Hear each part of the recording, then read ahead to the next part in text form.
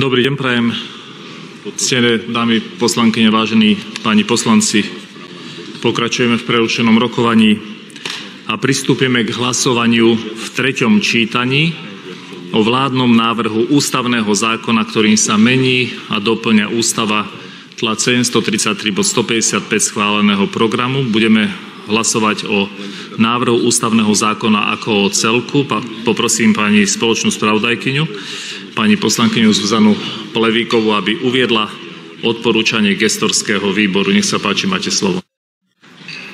Pán predseda, dajte prosím hlasovať o návrhu ústavného zákona ako o celku v znení schválených pozmeňujúcich návrhov bez odporúčania gestorského výboru. Prosím, prezentujme sa a hlasujme.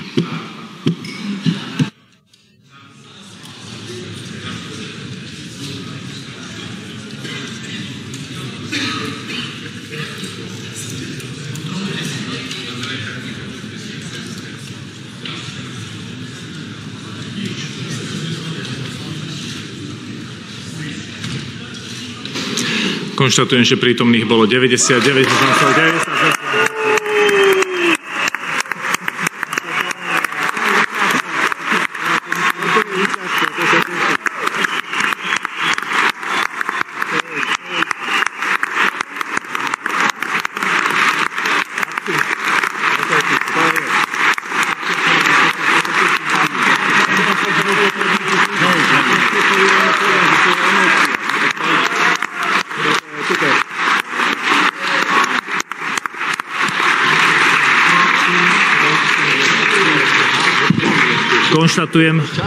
Konštatujem teda, že zahlasovalo 90 poslancov a návrh ústavného zákona bol schválený. Ďakujem pekne.